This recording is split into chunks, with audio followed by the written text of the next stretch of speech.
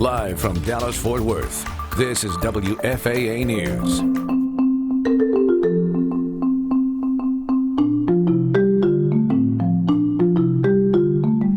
Welcome to today's WFAA Academy. We're talking 30 minutes of educational content designed to help parents out in these final weeks of school. So who knew you could learn math and science in the kitchen? Our Sean Giggy spent some time baking up a storm and teaching us some science along the way.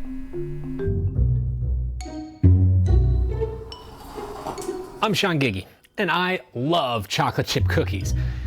But that leads to one big problem. I eat way too many chocolate chip cookies. So I found a way to limit myself to just one cookie.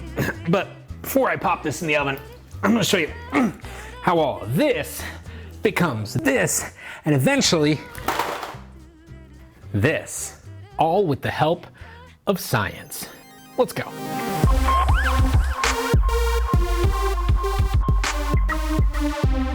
When you're mixing cookie dough, there's some science and math involved, but most of the work happens right here. The oven is like a laboratory. Anytime you bake cookies, there's actually a ton of science going on inside here. And almost all of it has to do with temperature, how hot or cold something is. If you set the oven to 375 degrees, then put your cookie dough inside, it will eventually get hotter and hotter until it gets to 375 degrees. But along the way, there's a lot of science happening, and it starts with butter.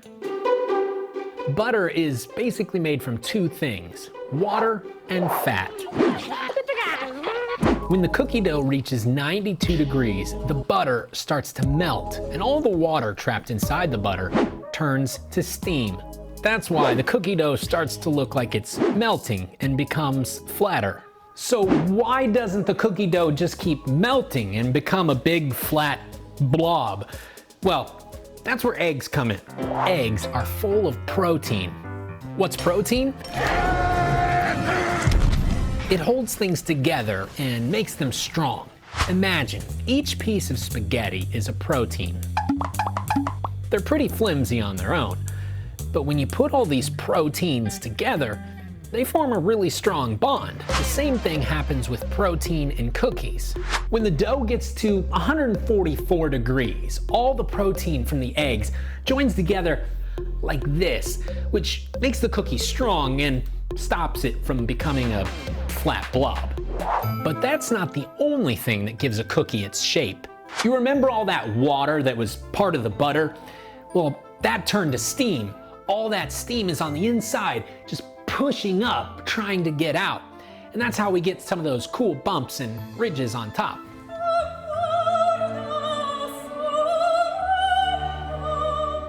After that, the water's work is done. At 212 degrees, all the water boils away and leaves behind little pockets of air. But why would you want air in your cookies? Well, if there's not air in your cookie, it would be a lot like biting a brick.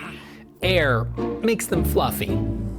To make the cookies even fluffier, we add baking soda, and you might already have a good idea why.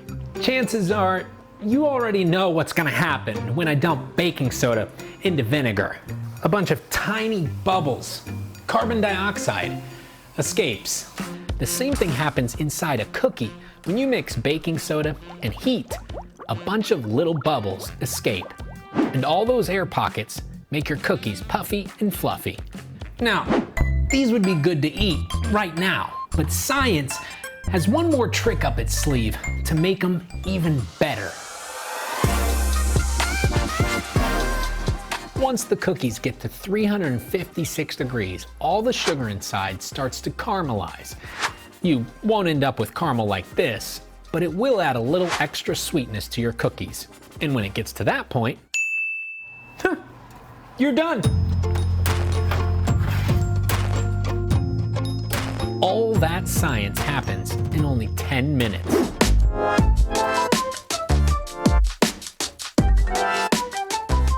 Now that you know the science behind cookies, you can experiment.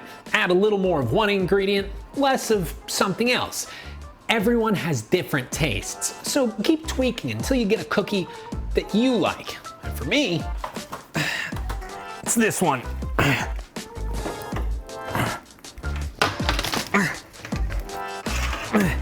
Won't fit.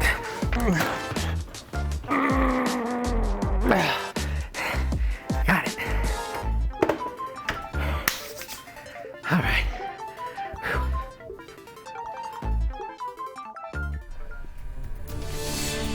Sean, that was really good. All right, so we're taking a live look outside, and we'll get our check on our forecast with meteorologist Jesse Huila coming up, and he's got a special weather lesson for you as well. We'll be right back.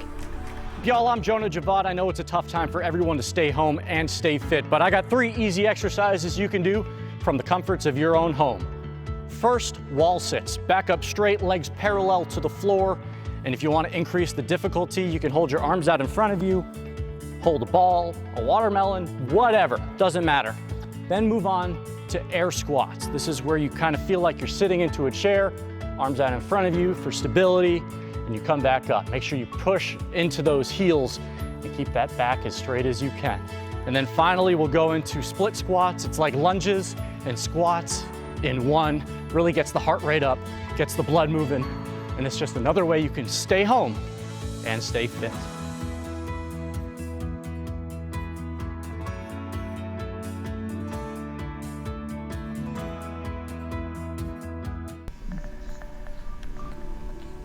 All right, checking in with meteorologist Jesse Huila. Jesse, I know you love teaching kids. I've been watching your Facebook Lives that you've been doing. What do you got today? Anything fun? I have some questions, and so I'm going to have some weather questions at the end of my forecast here. And I want you to play along. There's 2 of them. I want you to write your answer down, and I want you to be honest, okay?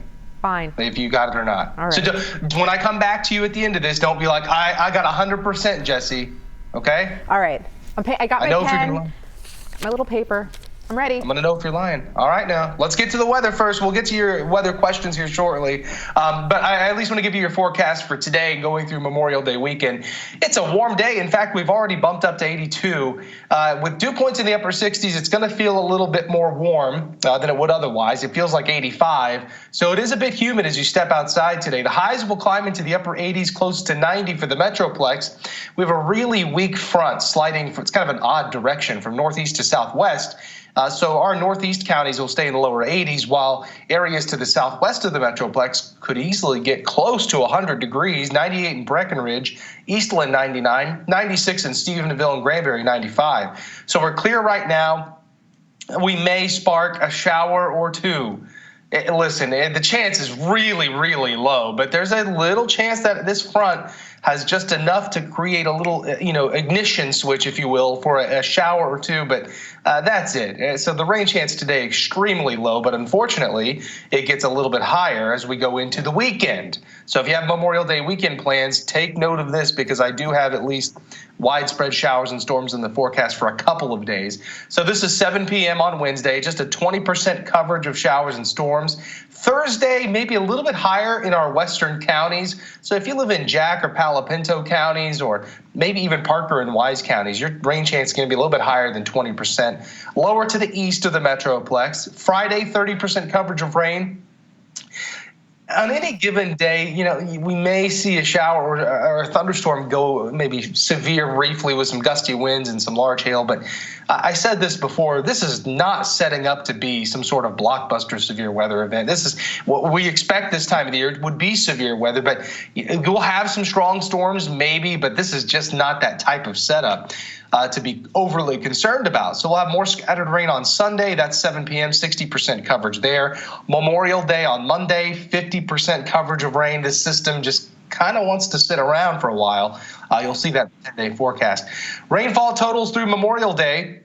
About a half an inch to an inch of rain in the Dallas-Fort Worth area. Higher totals possible to the north, lesser to the south. And you have to remember, if you find yourself under a thunderstorm, you're going to get a lot more than that too. So for the next 10 days, I know there's rain icons every day, but just to focus again on the percentages.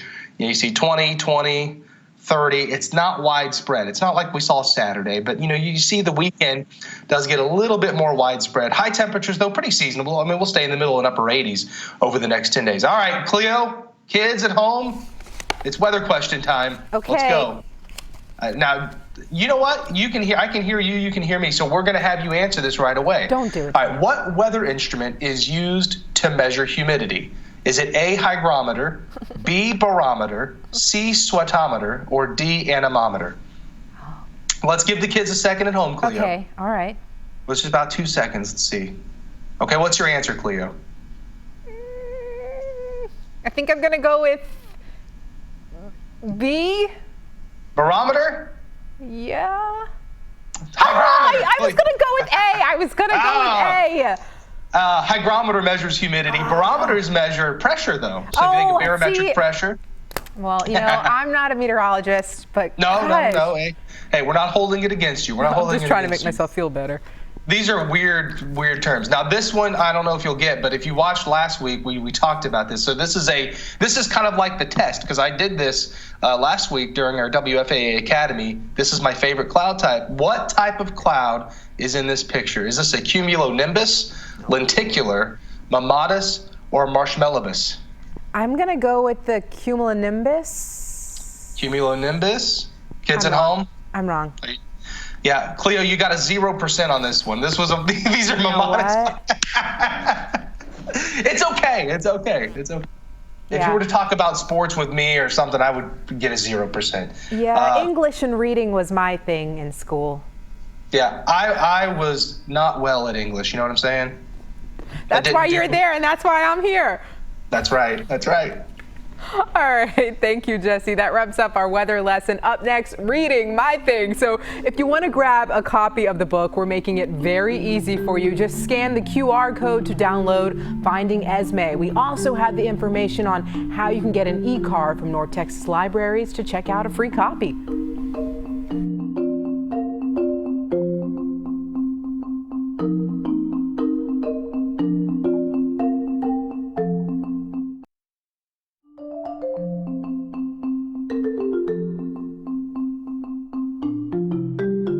Welcome back to WFAA Academy. It's time for our reading lesson today, so go ahead and grab your book. I've got mine. It's Finding Esme by Suzanne Crowley. Now, it's our second week, and that means we're up to chapter 5 this week. It's going to get good, and joining me to read today is Gwen Reyes from freshfiction.com. Welcome. Thank you so much for sticking with us in terms of reading this book and kind of giving us the breakdown on it.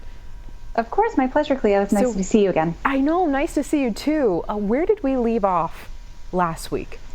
So last week we just finished chapter 4, which I think a lot of stuff happened in chapter 4. I was really blown away because I think the first few chapters were just getting to know our characters and getting to know Esme and her grandma. But in this last chapter, we start off in church. Esme is kind of dealing with, still kind of thinking about the fact that she has these patches in her memory, not really understanding what happened the day her grandfather passed away, but also her mind is completely preoccupied with the discovery of the bone that she found under her grandfather's tractor. And so after they leave church, she's actually taken with her best friend Finch over to the Ben Franklin, which we consider like a Walmart, probably because this takes place in the 70s. And while she's there, she runs into one of her former best friends who kind of fills in the patches of what happened the day that her grandfather passed away. And it turns out that Esme was actually struck by lightning on a swing set that day. And so that explains why she can't really remember what happened and the pursuing days afterwards. I mean, this little girl is going through a lot here. What should we expect for today's chapter? So in this upcoming chapter, what we're going to get to do is right after Esme goes home and has dinner with her family, she decides to go back up to the hill to the tractor to see her grandfather's tractor and also to kind of dig under that bones or to find out what the bones are. So that's what we're going to find in chapter 5 is exactly what those bones are. And I will tell you, it's going to be a big surprise. How would you describe Esme's personality? She's got a lot of things going on. She does have a lot of things going on. She's very sweet. She's very small, which I think it really kind of contributes to the fact that she feels like such an outsider and so unknown by the rest of the people and unseen by the people in her life because she is so small. And then everybody else in her life are these like large looming characters. Mm-hmm. But she's really also very reserved and spends a lot of time in her own imagination. So I think that readers will definitely be able to identify with a character that also just loves to stay in her own imagination and explore. You know, when I'm reading, especially reading this book, I just kind of like to picture where am I? And I know this book is based here in Texas, but you know, when you're reading as well, do you try to imagine that? And what should we be seeing? Yeah, well, I definitely see a very stereotypical not deserty, but sort of like grassy and muddy sort of Texas farm. It is an impoverished community that they live in, so there's not a lot of big stores that we would be able to see in Dallas. So I'm just really imagining a lot of just sort of fields and this large farm with honeybees and peaches and things. I spoke to a few people who asked, hey, is it too late to get in on reading Finding Esme? What would you say? I definitely think it's not too late. We're only about a quarter of the way through, right. So it's really easy to pick up. And those first 3 chapters, chapter 4 was a little bit lengthier, but those first 3 chapters were super, super quick. You can probably catch up in this book within an hour, catch up to where we are. Yeah, things are getting intense now. Gwen, thank you so much for joining us. And we'll be right back with our next chapter, but if you still need the book, all right, you can download it through this QR code or just check with your local library for the electronic edition. Once again, just point your phone at the QR code and you can get the electronic version of Finding Esme by Suzanne Crowley.